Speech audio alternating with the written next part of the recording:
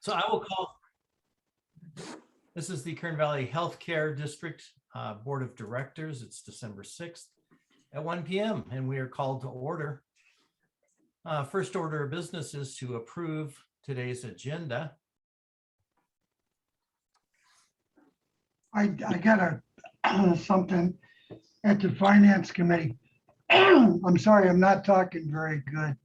At the Finance Committee meeting, I asked to be put on the agenda about the contract that we have between Tim and that, whatever that deal is, CapEx. CapEx, is that what you call it? Yeah. And I don't see it on there. You know, I had spoken with Heidi about that and I had sent you an email about that this morning, but. Oh, I didn't see an email. Okay. I should have just called you, Gene. I apologize, but it is not on today's agenda. Okay, can we discuss it anyway? Oh, no. You can. Well, hold on. At the last meeting that I missed, there was something that was on the agenda and it was discussed thoroughly. Well, Scott, I'll turn to you. Council, can we talk about something that's not posted on our agenda? No, if Gene wants to make a comment, he can make a comment during director's comments, but it's not, director's comments is not a time for full board discussion or action. But Gene can certainly, if he has questions for staff, he can certainly ask those during his comments. Okay, can I ask you a question? Yeah. Where were you in the November meeting? I was there. Oh, well, why didn't you tell them what you just told me? I don't know what item you're referring to in the November meeting. They were referring to that CapEx. It wasn't posted properly, and yet they discussed it. What, We brought that back for a second meeting. yeah, are you talking about where the agenda inadvertently did not post to the website, and so then they Yes, called which the is what second meeting to approve it? I'm talking about. It. Yes, it wasn't publicized properly. Just like this wasn't, not because of the internet, but because of Ross. All right, so regarding your comments for the November meeting, the Brown Act requires agencies with a website to post the agenda on the website. If there are technical difficulties with doing so, the agency is required to substantially comply with the statutory requirement. For technical reasons, though the agenda was posted in all of the normal physical locations, it did not upload to the website. So so that was on a Friday when we discovered that.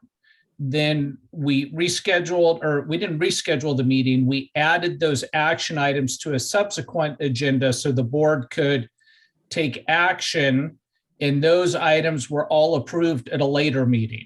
So it wasn't. Yeah, that doesn't. Where something was doesn't- left off. Yeah, but why did you allow them to discuss it then? Because we didn't know that the agenda had not properly posted to the website at the time. It was on the agenda. It just, we didn't know at the time that that the agenda hadn't properly posted.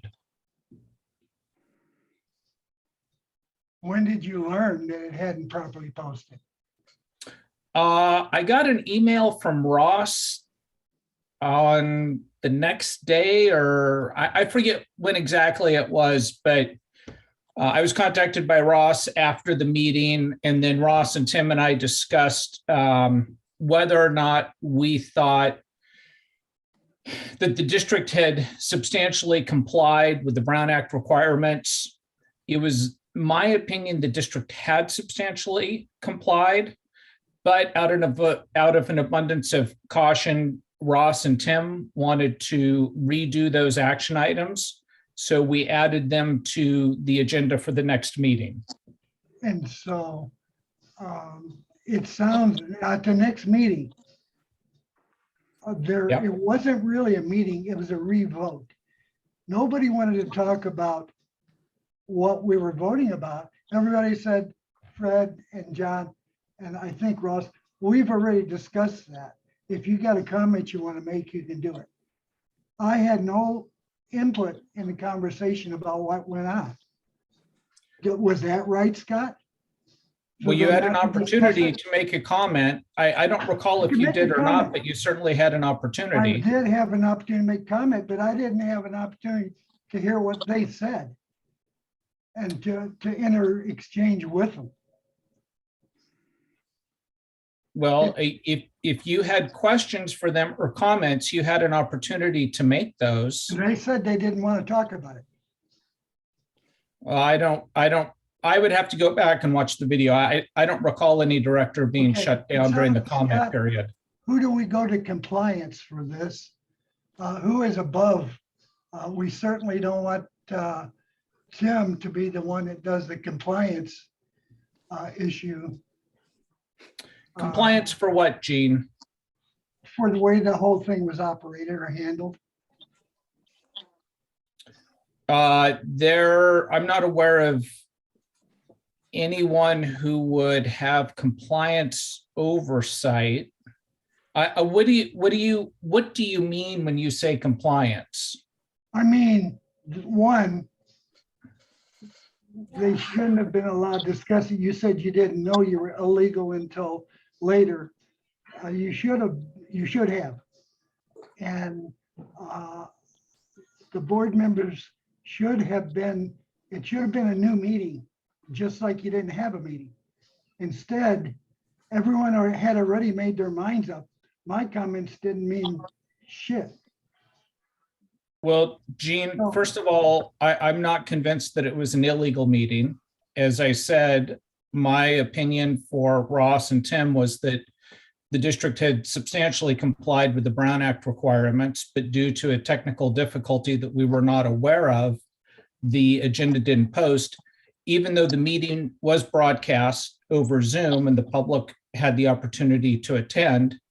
But Ross and Tim, out of an abundance of caution, decided to add those action items to the next board meeting agenda, which they did.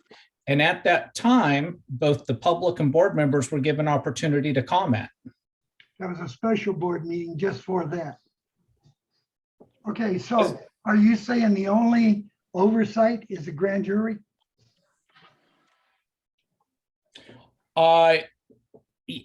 Yeah, I mean, there really isn't.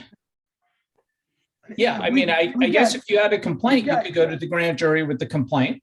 We got your opinion, and your opinion sometimes favors Tim. Gene, if you think that something untoward happens and you wanted to complain to the grand jury, then you could certainly do that. Okay, I'm not saying I want to do that, but how would you do that? And how much problem would it be? I don't know. I've never filed a complaint with the grand jury. You can discover that offline. Let's not take the board meeting time to talk about how to file a complaint with the grand jury.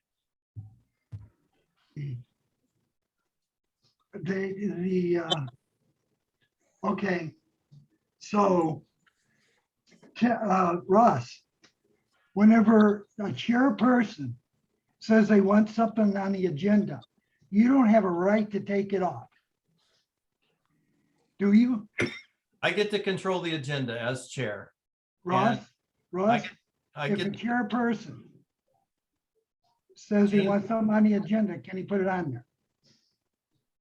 Gene, ultimately, as chairman of the board, I get the ultimate authority on what. I'm asking Scott. I'm sorry, I said Ross. Scott, Well, I'm choking right now, so I apologize. I'm looking it up, Gene, to see what your board rules say. it says the chairperson can do it. It doesn't say it can be overridden. Give me a sec to look at the policies. If you want to continue with the meeting, I can come back to you guys. Okay, that'd be great. Thank you. Sorry, Ross, for the, That's all right. I lost my visual here. Probably something I said. But if I go off, I'm only going off to get my computer straight. Okay. Thank you. So the reason I didn't place that on the agenda is because the board had voted on it twice. And I really didn't see a need for discussing it further. So I did not place it on today's But agenda. there, The matter is resolved.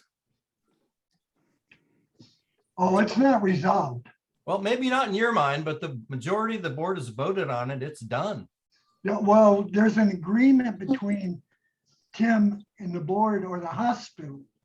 And that his side, his consideration for the contract is not there. And that was to take no additional compensation for the next 7 years. Okay, we're not going to talk about it today. Oh, okay. Not on the agenda. Okay.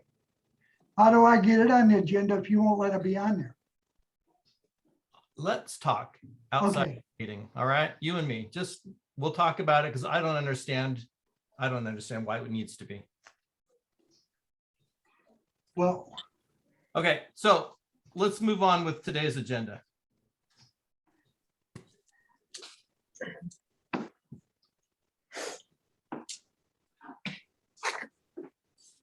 So I need a motion and a second to approve today's agenda. I'll motion today's agenda as presented. Thank you, Fred. I'll second. Thank you, John. Catherine, your vote. Yes. Jean, your vote. yes, John, Yes. Fred, Yes, and I'm a yes. Let's see who we have in the room there. Tim, could you lead our flag salute today, please? Sure can.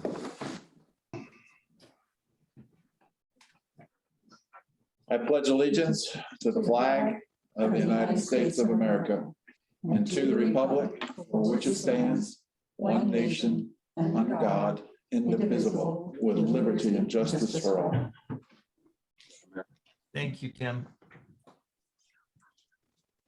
And Mark, I know this is last minute, but could you grace us with an invocation today?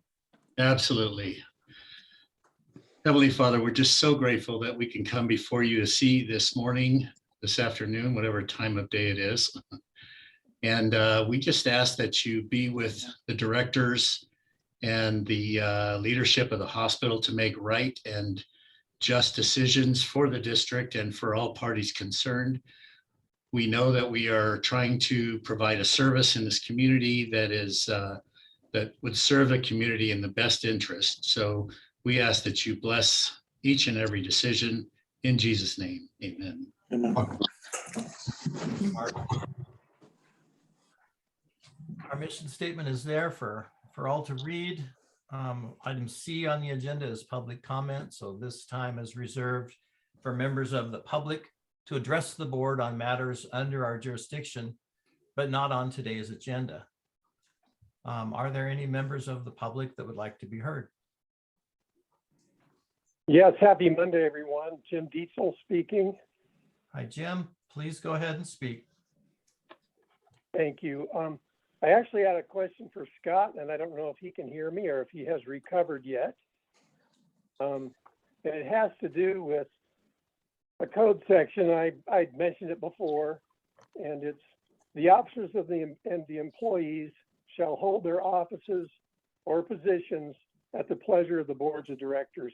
And I was wondering what the interpretation of that is, and if it's interpreted differently at KVHD or can it be different at any health district? Jim, I can hear you and I have recovered. I'm not sure what your question is though. Are you that statute gives the board the ultimate authority to hire and fire officers of the district? Is that what you're referring to? Right. I'm just want to know who that applies to as far as employees of the district. So how most agencies have it set up and how Kern Valley has it set up is the board of directors deals with the CEO, and then the CEO makes personnel decisions downstream from that role. So the board would hire and fire the CEO, and then the CEO does hires and fires everyone else, subject to the due process requirements of Skelly. And occasionally, from time to time, an agency, a board for an agency will reserve unto itself the right to hire and fire other specific officers. Okay, so that makes sense to me that if there's a problem with perceived performance of a director or an employee, it should be taken up with the CEO and not the employee. Is that correct? Yes, so any complaints regarding employees should go to the CEO or HR. Very good, and that makes sense, because I think if the board was doing that, it would make it look like, they didn't trust the CEO to do his job, and I certainly do. And it was just a question of protocol for me. I don't know if I have any time left, but I was concerned now, just as for the whole board, due to the issues that there have been with construction in the past, have you considered doing a root cause analysis to determine the causes? So one, they don't get repeated, and then it could also help with like determining, Bob is generously offered to inspect or be superintendent. It could help determine what he does. And also, it's not a blame laying thing. It's just find out what the cause was, find out what the problem in the process was. And have you considered that? Jim, thank you. Thanks for that input. I know that as a board, we have not discussed doing any kind of root cause analysis. I don't think this was a process problem, and I don't think that way of looking at the problem would be time well spent. Anyone else? Excuse me? Anyone else on the board? Are you running? Want to comment on that? Yeah, I don't think we can Okay. comment at this time. So the purpose of this public input period is for you to share information with us. Tell us what your concerns are. If you have questions, we'll answer them if we can, but it's not a back and forth discussion on anything you want to talk about. You've got your 3 minutes to tell us what you're thinking, and that's important. We value that input, but this isn't a time for you to just have an open discussion. Very good. And thank you for your time, and I'll catch the rest on video. And Thank if you. the comments are open, I could be happy to index the video. Thank you. Thanks, Jim. Thanks, Jim. Is there any other member of the public who would like to be heard?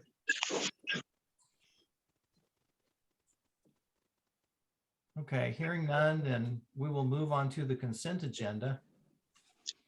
On the consent agenda are items that are considered non-controversial by staff and will be approved in one motion unless a member of the public or a member of the board wants an item discussed individually. The items on 5 through 13, Russ, where they're lined through. Exactly what does that mean? Oh, wait a minute, we're still on the consent agenda. Right, Okay, I thought we approved it. I'm sorry. that's all right. So you're talking about the minutes? Yeah, the minutes from, Sure. yeah, I guess it's this meeting in 5 through 13 where you got the lined through minutes, Yeah. lined through. What does it mean when they're lined through? I mean, Well, let me explain that to you. So that November 8th meeting is the meeting that wasn't properly posted. And so we redid the meeting on November 15th. That discussion for all the items that are action items on that meeting or lined out in the meeting as a notation that this action was redone on November 15th. So that's the purpose. It's just a notation that shows that those actions were being okay, redone. not to beat ahead, but horse to death, but it wasn't redone because the entire discussion wasn't there. But other than that, thanks. Okay, well, that is the reason for the strikeout. So are there any items that anybody wants pulled off the consent agenda and discussed individually?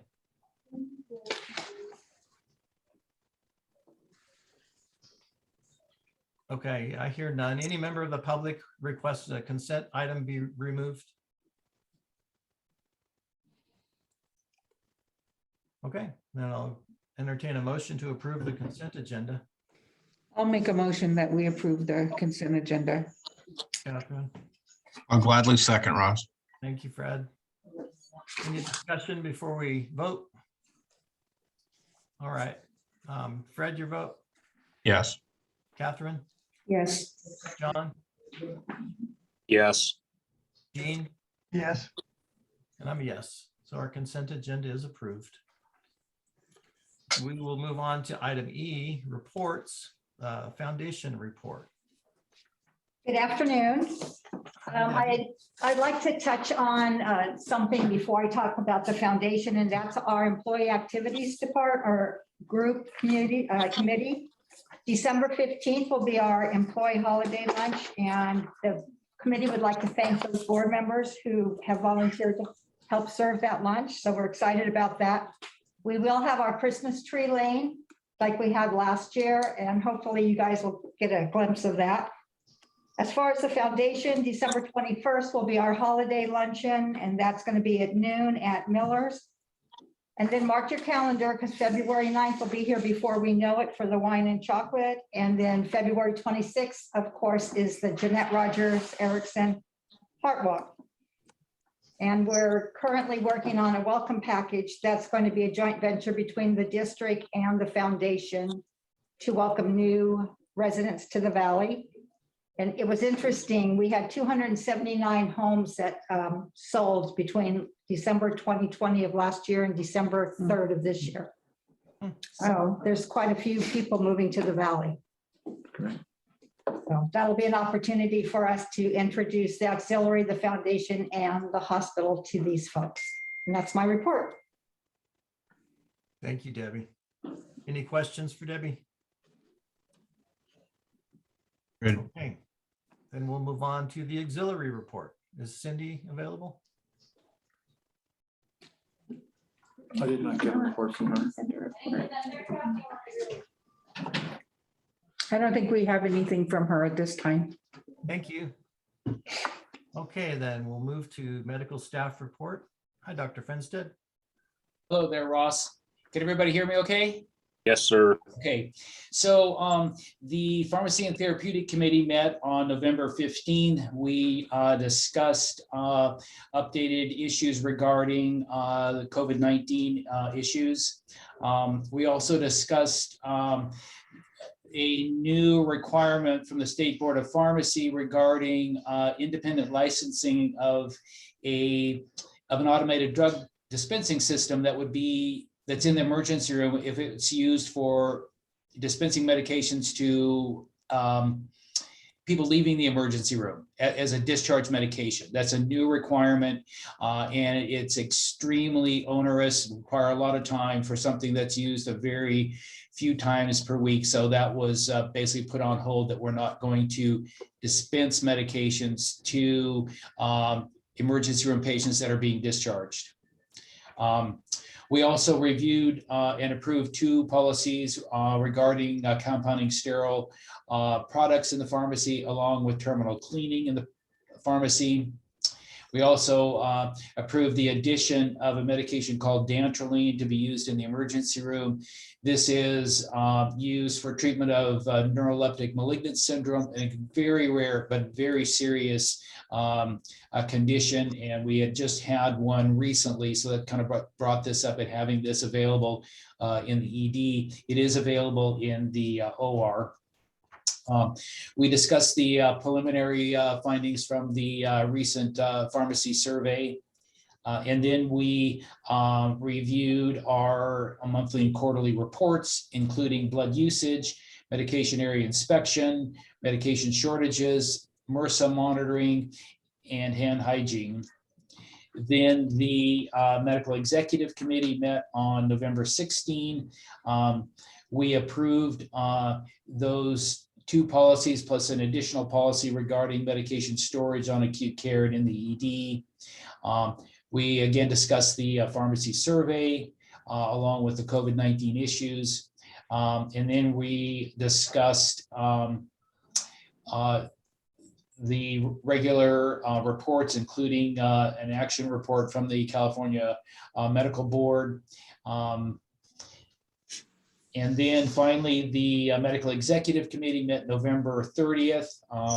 We reviewed and approved the Quality Improvement Plan for this coming year, 2022. There were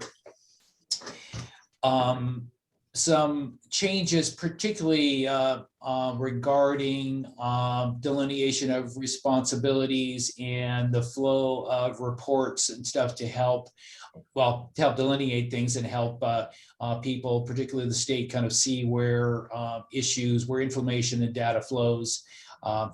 Things. This was prepared by Dina. And then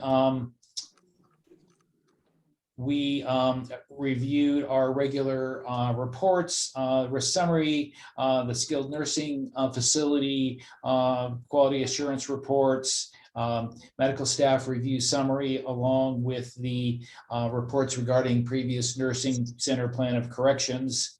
We also reviewed the HCAHPS information, which is the information we get from patient satisfaction of discharged patients and things. And that's the end of my report, unless anybody has any particular questions. Dr. Finstad, if I may, Ross, can I ask him a question? Please. Okay, just out of curiosity, I know that there's a lot of new news with the Omicron variant that is happening. Are you having preliminary discussions on that, or is it kind of like the same procedure that we've already been following with COVID and the Delta variant? Or when the executive committee met, this was not a thing and stuff. And so it's just, and then the meeting that we had, the Medical Quality Council, which was, I believe, after that had become news, we did not end up discussing that. And I can't really add anything to what is in the news. I mean, I just have not heard, much of any hard information regarding vaccine efficacy, the severity of illness. Clearly, it appears to be, is more contagious. I mean, I think it's just mind-boggling how we've never seen anything like this, and how with our current world connections, how this can go from an area, basically worldwide, in just really an extremely short period of time. Right. We live in a global community. If that's, if there was anybody had any doubt about that, we have adequate demonstration of that. Okay. All right. Thanks, Dr. Finstad. Sure, no problem at all. Any other questions for Dr. Finstad? No, thank you. Well, thank you. Okay, my pleasure. Thanks, sir. Okay, item 4, Chief Executive Officer report, Mr. McGlue. Sure. Thank you. Again, we're continuing our program of community testing. We are coming near to the end of our contracted period, which is supposed to go through the end of December.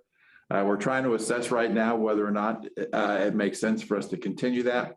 We have seen a significant decline in the number of positive cases that are coming through. This last week, our testing, we tested 37 folks. Only 3 of them were positive, which gets us to right about 8% positivity rate. The big question right now is what's going to happen with Omicron, and as to whether or not that's going to take off or not. We're seeing the same thing in Kern County, that the numbers are down. I think there's some thought that it may start springing back up again because of Thanksgiving and so forth, with people being together. I've not seen yet any indication of that in terms of what's coming through our ER. And I'll let Mark kind of comment some more on that after when he gets his report. But yeah, like I said, we're kind of in a holding pattern right now to determine whether or not we want to continue in the testing. More and more tests are being made available. for home testing and those kinds of things. As a matter of fact, Greg received a notice from the state that apparently they're going to make home kits available for free for distribution through our rural health clinic. And so that's was actually really good news, you know, because again, the testing ties up a considerable number of people and time, obviously, for us. And, you know, like I said, if there's opportunities for us to provide these people with kits to get tested here, that would be great. So we're exploring that to see how that might impact us. The interviewed two very strong candidates for the position of rehab manager. Both of them will be, one has got incredible experience. He was formerly at St. John's in LA. He was at Cedars, Keck School of Medicine, and heading their programs up. And then our other one is been another long-term, I believe he's down in San Diego area and so forth. Both of them will be up this week or next week to do site visits, to see the facility, see the community, meet the staff, and so forth. And then we'll see where it goes from there. But like I said, we've got some strong interest at this point in time. Also interviewed a very strong candidate for HR manager. She will be up this week. Tomorrow, I think it is. Yes, exactly. She was a whirlwind. So I mean, Deb and I were both kind of blown away by her. So she's in demand. We'll see whether or not we can get her up here. She has some opportunities out of state, a couple places and so forth, but I think her preference is to kind of stay here locally. And so she's not local to us, but she's in LA. But like I said, would certainly be easier for her from staying in California. So, and like I said, we'll go over some more of the detail of those later. We did receive late Friday afternoon our CDPH plan of correction for our inspection that we had. Team has been working on this literally since the exit conference. We've got a number of things that are going on. We have a meeting again planned for this afternoon to continue that work. We've got 10 days in which to put our responses together for that plan. And so there'll be a lot in there, and there's a lot of actions that are going to be taken on that. Pleased to report the Tesla system is powered and running smoothly. We will have to wait a bit before just to verify that we don't have any blips coming through. But so far this was up as of last week. We've had no problems. So we want to just test it for a while to make sure that it's running smoothly before we go ahead and sign off on that. We did pave the lot out in front of the hospital as a part of that leach field replacement. That is in and running. Our plan is to hopefully turn the leach field on tomorrow and make sure that works. As a matter of fact, I heard them taking the fencing down just a little bit ago while we were sitting here. So the lot's already been striped, and so that'll be ready to go. So we're happy to have that mess cleaned up in front of the hospital. So one of the other things we've been working on is the parity adjustments for the employees. This is once a year we do this, where we kind of allocate a pool of money. It's 2.5% of payroll to spread amongst the employees by department to primarily bring parity back to some of the areas. Again, as we hire new people, sometimes we end up having to bring them in at higher rates of pay just to get them. And then, like I said, then you find out that you've got issues with your people that were hired before or longer term employees. So this is the time where we bring them up to speed and get them back where they're supposed to be. And this is also, you know, again, this is the last time, hopefully for a long time, where we have these mandatory minimum wage increases of $1 an hour from $14 to $15 an hour. So we had approximately 33 employees who still needed adjusting on that. So they were taken into consideration as part of that process. And like I said, I think there'll be some very happy people, I think, with some of the changes that were made. So it took a lot of work, but we met with all the managers, got each one of them to sign off on those changes. So that'll go into effect here. We're trying to get this done so that they get this before the end of the year, so to have that hit. So it'll be nice. Also, you know, we talked at building and planning again on the alternate means of compliance that we filed with OSHPD. This was to help lock in the 2000. 2019 building code is what we're going to be building to. But because of our meeting that we had with OSHPD to basically, so they said they would work with us to get and lock in those alternate means of compliance, so that in essence, it's going to look exactly like 2016. I believe it's 6 of them here. All of them have been approved, but one. And that one just requires a little bit more information before they can approve it. So leaving the pharmacy outside, they're good with that. Changing the size of the compounding rooms and so forth in pharmacy, they're good with that. That's all been approved. The restrooms for radiology and for pharmacy, they were good with our plans for that. So again, a lot of the things that we've requested of them have already been addressed and approved by OSHPD. I've got them here in writing. And so anyway, so we go, like I said, the final information will go back in on that one that we did submit that they came back tonight on. And hopefully we'll get that one turned around as well. And that was only to deal with temporary access to the facility while construction's going on. So it's just the plans. It wasn't critical. It's just we got to figure out how we're going to move people in and out of the facility during the construction. And so that's underway. So very, very happy with that. And that's my report. Thanks, Tim. Hey, so back to the OSHPD approval of the alternate means, that means that we're not going to get hit with the additional $4 to $5 million in expense? That's correct. That's really good news. That is good news. Any questions or comments for Tim? On the survey, Tim, Yeah. a couple of those where we were at fault about the meetings. Yeah. How can we go 2 years without a meeting taking place or no activity in it? I mean, how's that monitored? I thought we monitored stuff like that pretty good. We do for the most part. Like I said, this is a piece of the Pharmacy and Therapeutics Committee. It's a part of what we do in the Merck Committee and those kinds of things. So the actions went on, but like I said, there was a piece of that, which was the antibiogram and the antibiotic stewardship program. So, I mean, there's a whole host of stuff that goes on through there. That has been being addressed right now. That will never get missed again. We're setting it up right now so that that'll be done at least 3 times a year. I was just looking at the policy and procedures that CCON has written to correct that situation. And like I said, I'm also working right now with a infectious disease physician to kind of help provide medical oversight for the process as well. And so we'll be bringing that back in the form of a contract agreement to the board to get him on board to help us out, and also provide infection control consultations for our medical staff as well. So.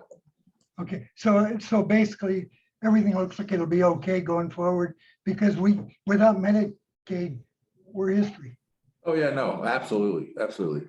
Those are, like I said, when you get those kinds of surveys coming through, that's all standard language they put in there. You know, clearly, we take all of that very seriously. And so, like I said, that's what I'm saying. Our pharmacist was up here all weekend long working on that. He was on the phone with me this weekend several times, going over some policy changes and things like that in response to that. So that will continue. All right, thanks, Tim. You're welcome. Any other board member comments? Questions? Yeah, Ross, I got a couple for Tim. Go ahead. Heidi, I appreciate that report being sent out to all of us like we had asked for. But in addition, are we allowed to get a copy of the corrective action plan that's being taken on all of those items being addressed? I can Yes. certainly send that to you too. Initially, it'll come as a draft and it That's won't be okay. finalized until we hear from the state, but I'd be happy to send it to you if you'd like. I'd like that. There was a lot of stuff going on those 29 pages that were just a little disheartening. Yeah, a lot of it, as you see, is repetitive from one section to the next, you know, and so it's, you know, but we've got to answer each individual one, even though our response may be very similar on one of those. So it's, like I said, it ultimately broke down into about 3 or 4 different, you know, 8 major areas that needed attention. So yes, you absolutely can see the whole thing. And it was just interesting to read how they spoke with one particular individual. And I always enjoy the I don't knows and I'm not aware of that. It's like, oh goody, here we go. They're real good about quoting those things. Can't say I blame them. Never Those are thought- bad. Those are three bad words. Oh, yeah, absolutely. Yeah, The other thing I wanted to ask about regarding the test kits, Yeah. is that going to be the rapid kit, which has a highly inaccurate rate, or is that going to be the more in-depth testing kit? My gut would be, it would be the antigen tests, but I don't have that information off the top of my head. So Thank you. once I hear more from Greg, I'll let you know. The ones the Appreciate it. insurance companies are sending out are the rapid And ones. rapid, I know there were rapid tests, but there's a rapid PCR and a rapid antigen. Just So, the antigen. yeah, Thank you, sir. you're welcome.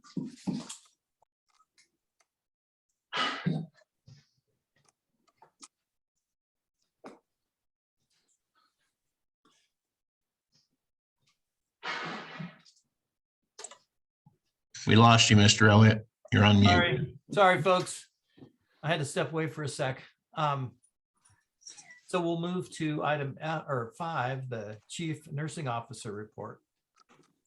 And Good morning, everyone. Good afternoon, everyone. Good morning. Yeah, so I was gonna kind of start out with COVID declination or declines in our community, and that's really kind of good to see. Again, there is some focus on the Omicron. As Dr. Finstad was alluding to, we don't have a lot of information more than what, you know, the reporting agencies like NBC, CBS, and all those guys are saying. So we really don't know a lot about it.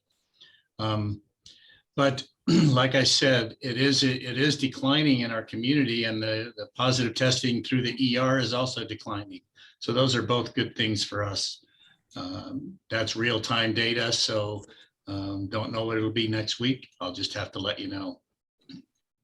And just a comment on the thing that Tim mentioned regarding the testing through our community testing. If there are test kits available, no matter what, if they're antigen or PCR, that's going to drive our community testing way down. I don't think that people are so interested in whether it's an antigen test or a PCR test or an accurate one or not. They want results today. They want them now, whether they're accurate or not. So Fred, I feel your pain when it comes to that, but it is what it is. People want to go back to work or whatever they want to do. So they're just going to use whatever test will get them there. So, Right. So the transport driver has been pretty busy moving patients to and from appointments, especially physical therapy. There's a lot of activity where people need rides to PT, and he's doing quite a bit of that work. He was out for about a week, but he's back and he's fully in service. So I think that's going to go well. I'm interviewing another couple of candidates for a second driver, which is covered under the grant program that we received from Kern Health System. So we're excited for that process.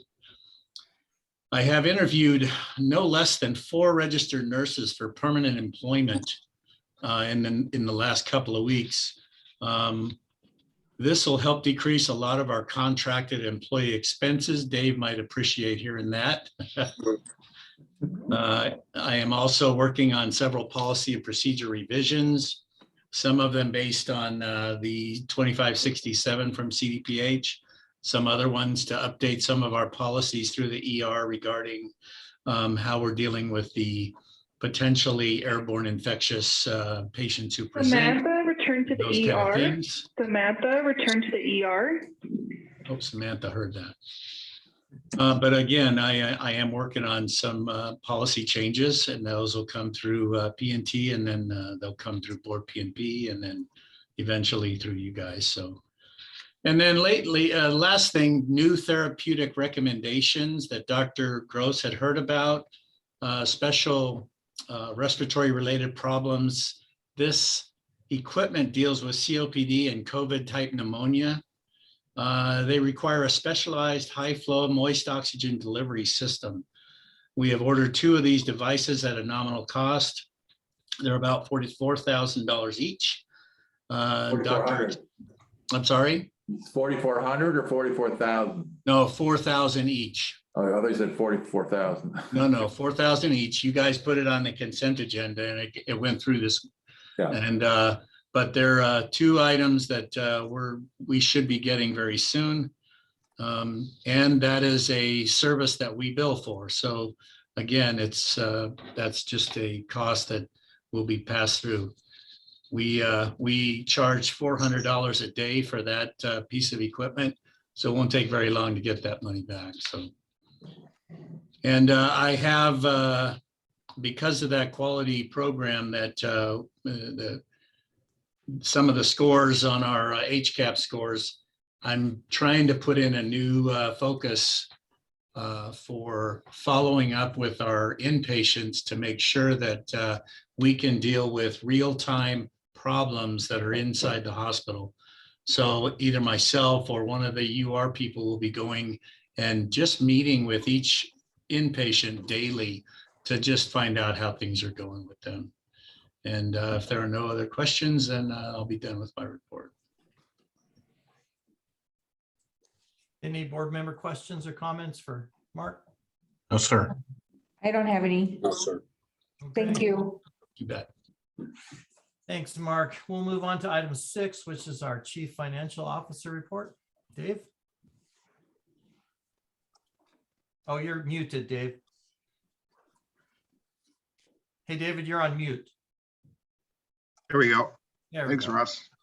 So at Finance, we started the meeting by giving the committee a update on a very important month, really 2 months, October and November, that we should be real happy about because they were very important financial months as it related to reports that were due to the federal government as it related to the COVID relief funds that we had received since the beginning. And so we had about $4.5 million at stake that if we didn't put the report together in the right way, we had the potential of having to pay that money back.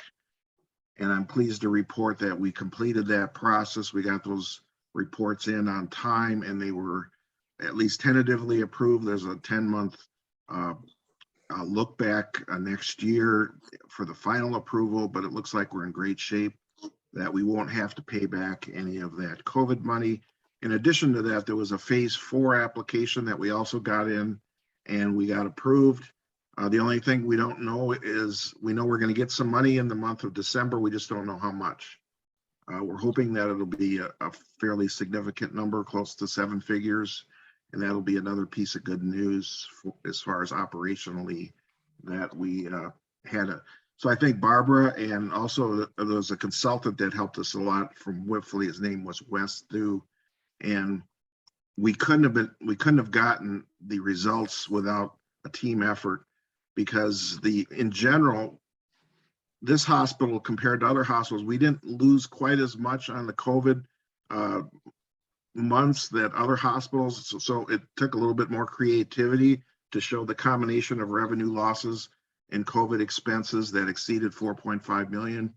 But we had the right people in place to show us how to submit that data. And so it all turned out real good. So I'm going to move over to the report for the month of October. And I'm going to start out with statistics, and we have the major categories except for skilled nursing have all been favorable. Each of the 4 months we've had positive financial months compared to budget, all 4 of those months. The one category we're looking at on line 1 of acute discharges, you can see a significantly higher year to date of 125 compared to the prior year of 84. So that's obviously a significant number in terms of percentage increase. Similarly, if you just look at the month of October for the inpatient acute days, there's about a 23-24% increase over budget on acute days, 123 compared to 97 budget. Then last year was 94. So we've been really busy on the inpatient side.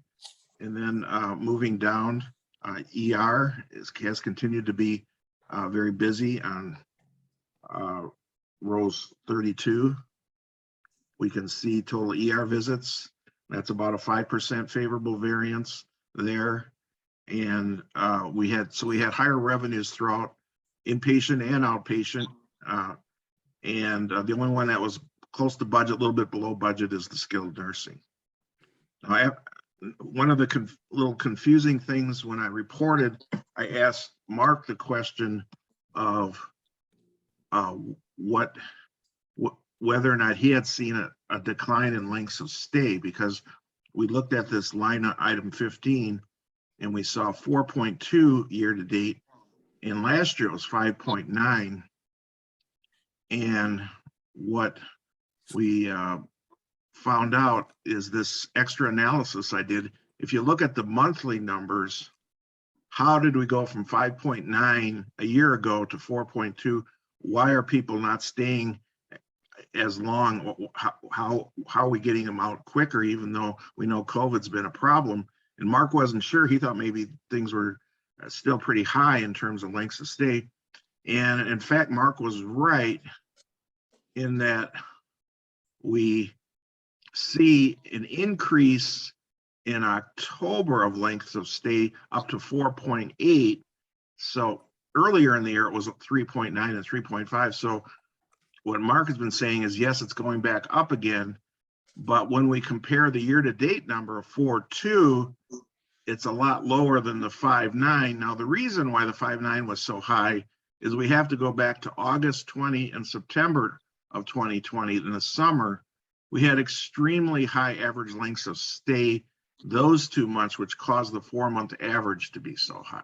So it was really more of a matter of the fact that a year ago, last summer, we had some extreme numbers as it related to very long lengths of stay, which caused the averages to be much lower this year compared to last year, because last year had those 2 months in there. So I just thanks for looking at that, Dave. Wanted to do that clarification. The other thing that makes me feel good is I'm new here and I wanted to make sure that I wasn't reporting inaccurate data. So I spent a lot of time working with the departments that are doing the statistics, and I felt really good at the end of it that I was very impressed with the staff here, that the information that we're getting has all been accurate, and Chet obviously needs to get a lot of credit, and Barbara. That I haven't found any problems with the data that's being presented. We saw several reports with the same data that were all done independent of each other. So I'm feeling okay so far, and we'll continue to do spot checks like that to make sure that the data that we're reporting is accurate. So going back to the report, I just wanted to just summarize the fact that are on the income statement side, that we have for the year,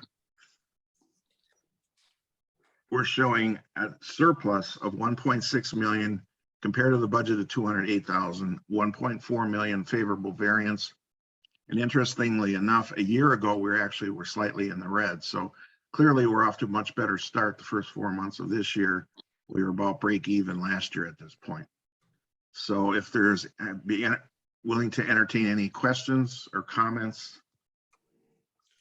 Dave, I was just going to comment, I was kind of looking at the comparing and contrasting the months since the fiscal year started. I mean, every month, the revenues have been better than expected. The net surplus since the beginning of this fiscal year has been in the black. I mean, this is all very positive. I know in your takeaways with relation to the IGT has been kind of the negative. I know that's a timing issue now, but overall, I'm very comfortable and very impressed with the fact that the district has been in the black since the beginning of this fiscal year. So it's looking pretty good. And I don't have any reason, because I'm so new, to if there were bad news, I haven't seen a lot of bad news yet either. So I'm really happy to see how well this organization is performing at this stage. That doesn't mean we have to continue to look. We're going to start the budget process for next year, and we're going to try to make any improvements that we can make to continue to improve our financial performance. But at the same time, we need to celebrate the successes we're having right now, because there's a lot of other hospitals that don't have this kind of a financial picture that I'm aware of in the state of California. The other district hospitals are struggling, and we're doing quite well. Yeah, especially considering the circumstances, for sure. Absolutely. Any other comments or questions? Dave, I just wanted to say thank you for the way that you lay out your reports and the graphs and the charts. It not only makes it much easier for this board to understand, but I guarantee you it helps some members of the public who don't understand numbers and how to read them, how to read the reports. Thank you. And if you want more detail, I try to spend more time in finance committee going through some of those reports. So, you know, I like the participation at the committee level. I don't feel I need to repeat myself quite as much at this meeting. But I'll be glad to if anybody has any questions on certain parts of the report. I do have that positive takeaways and negative takeaways, and we are waiting for IGTs to start coming in like they normally come in later in the year. And we don't have any reason to think that the numbers are going to be, they're going to come in close to what we thought they were, which means we'll probably finish the year about 5 million higher than we have right now as far as money in the bank, as those new IGTs start coming in later in the year. Dave, I got a question for this, Gene. You must be working part-time or something to make sure we got enough money to operate with oh, excuse me. You've been working on, and for a couple of years now, I've been trying to get a picture of what's, and I'm trying to get you to give me an approximate date. The building cost and a forecast for where the money will come from to pay for it. You're working on that, if I understand. And so, do you have any idea when we might have a pretty reasonably accurate figure? I'm not going to hold you to it. Just you're working on it. The preliminary numbers that will just come from me, I'm probably a month or two away. The other big piece that the board needs more help than what a finance person could provide is somebody who is an expert at construction estimations as it relates to future inflation and those kind of things. And I think that's an important piece of what I'm doing. And I want to make sure we get the right help for that. And I know there's people out there that can help us with that. You're everything I can see, which I don't know too much about finances, but I do a little bit about business, and you're doing an awesome job. Thank you. Any other comments or questions for Dave? Thank you, Dave. Thanks, Dave. Okay, we'll move on to item F, old business, and there is none. So item G, new business, quality improvement plan for 2022. I'll turn it over to Mr. McGlue. Yeah, you know, attached on page 56 is the hospital's new quality assurance plan for 2022. And Dina actually was the one that helped craft that. And so I want to ask her if she could walk us through that. There were some issues that we talked about with regards to splitting out responsibilities and also the focus for where that plan is going to look at for 2022. So Dina, can you walk them through that? So our previous plan still covered our mission statement and the process for which we do our quality, but it didn't really line item all of the responsibilities, the board, med quality, med exec, and so forth. So the conditions of participation changed in 2020. And as part of that, I needed to define all the roles of the different authorities. And so that's what I've done on page 1. Nothing's really changed. It's just saying what each role is going to do. Our plan isn't really unchanged. We're still going to do the plan, do, study, act process where they plan an improvement. They kind of do a test of change, see what's going to work. If if the changes they've implemented are effective in maintaining an improvement, then they can enact those across the board. But the whole idea is to test these before you put something into place. And so that's still our improvement approach for 2022. Then what we needed to do is include in our improvement plan is the quality assurance piece. So I will be working to put together a flow chart of all of the meetings where we're reporting that type of quality, the infection control, the laboratory quality stuff, all the different qualities that the departments are doing, which we really hadn't done in the past. We knew what stuff went to which meetings, but it really wasn't laid out in a template. So I will be working on doing that for 2022. Then we needed to identify some goals for the hospital. And this was one of the things CDPH had touched on, that we really hadn't changed our goals for the organization. And the Health Services Advisory Group, which is a CMS driven group, is helping work on sepsis. And Mark had mentioned doing something with Dr. Shamus in the ED, so I recommended we do sepsis because we have had some mortality related to that. So that's what we selected for our measure for 2022. We need to come up with how we identify that, how we're going to process when it happens, and then educate all of our staff. So that'll be a year-long process. I also included for the managers more definition on when they're doing performance improvement, the type of records and the size of records that they should be looking at. That wasn't in our previous plan. So thresholds, evaluations, benchmarks, that was added. We're still doing the continued hospital-acquired condition prevention. Our patient experience, we'll continue to work on that for the new year. And then one more new item that I would like to work on in 2022 is expansion of our culture of safety program.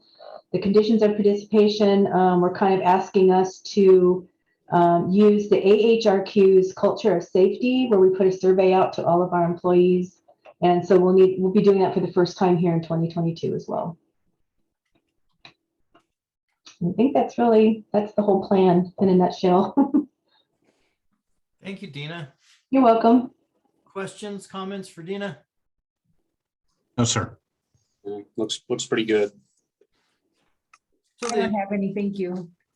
the incorporation of the infection control issues that were identified during that recent survey. Obviously, if I've never read one of those surveys before, and so the language in there was kind of shocking. Of, my God, you better do this. You better do it right now, or you're going to lose your ability to get any Medicare or Medicaid funds. So the incorporation of that and the change in procedures so that we're doing what the law requires us to do. How do we speed that up? Related to the antibiotic stewardship, that's what you're referring to, or? There was a whole component about infection control in that report. So Ross, I think I might be able to help.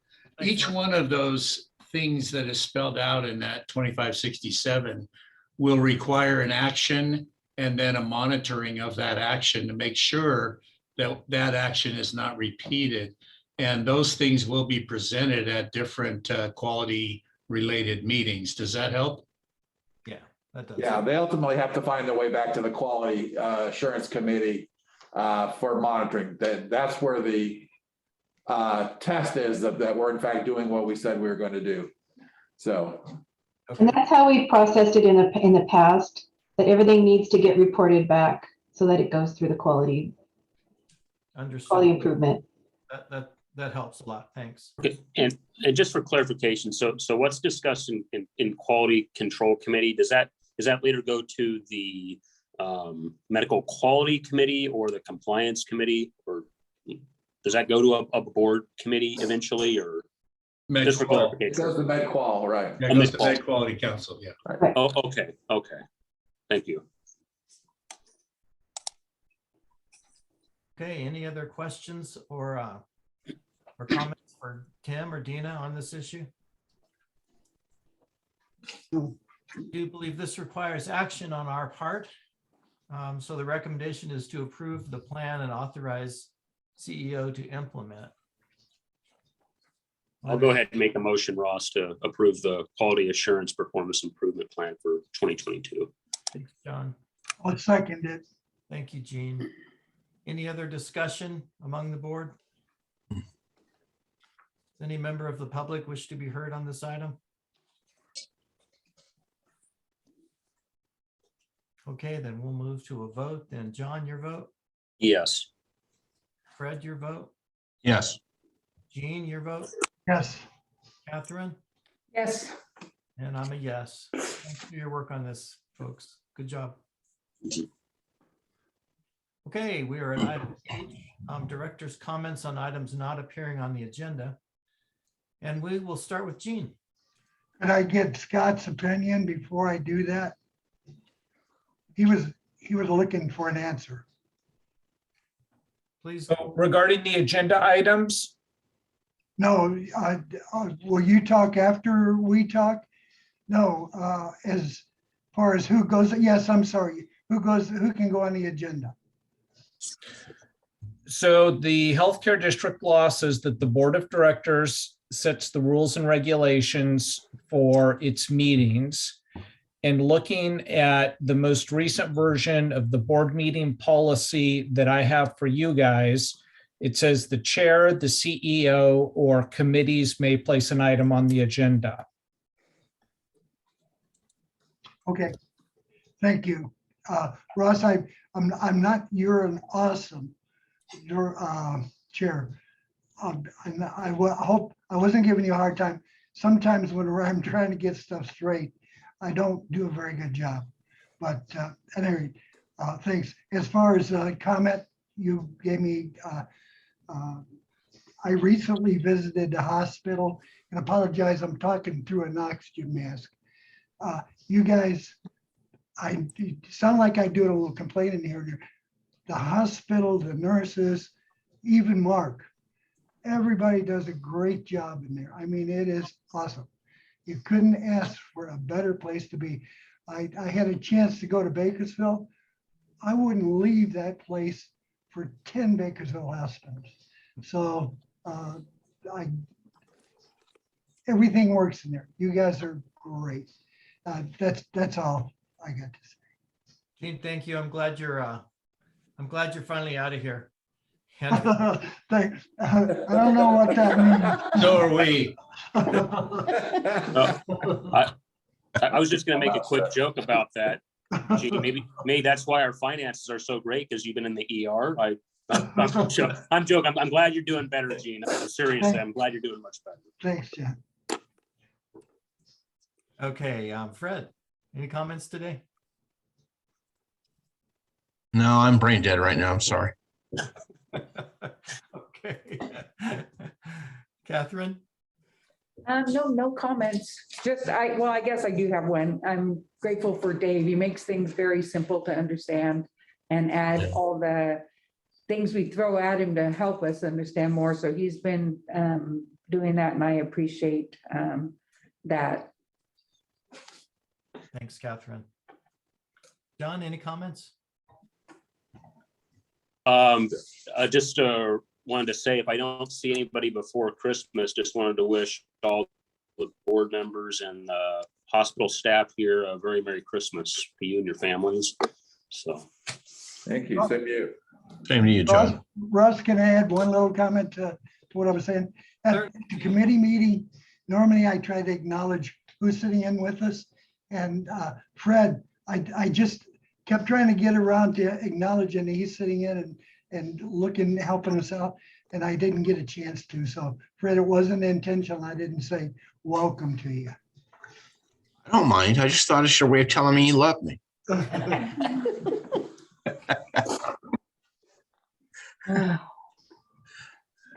Okay, then I guess that concludes our reports, our director's comments. I don't have anything to add today other than, hopefully we can get together in the chow line in the next couple of weeks for the couple events that are coming up, and we get a chance to serve our incredibly wonderful staff. Yeah.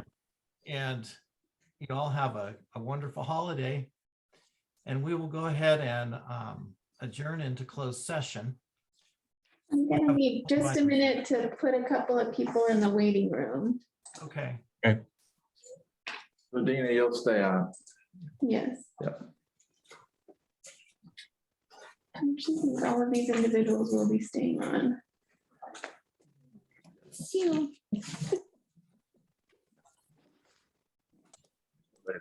Thanks for coming. Bye. But I'm assuming that I paused the recording for closed session, correct? Yeah, we don't record closed session. Okay, we are reconvening into open session. We're going to item J on the agenda, closed session report. Mr. Nave. Yeah, so in closed session, the board discussed two items. Dina Griff presented the medical quality report, and the board discussed Timms versus KVHD. Upon motion by Director Parks, seconded by Director Blythe, the board voted 4-0-1 in favor of a settlement, with Director Elkonen abstaining from the vote.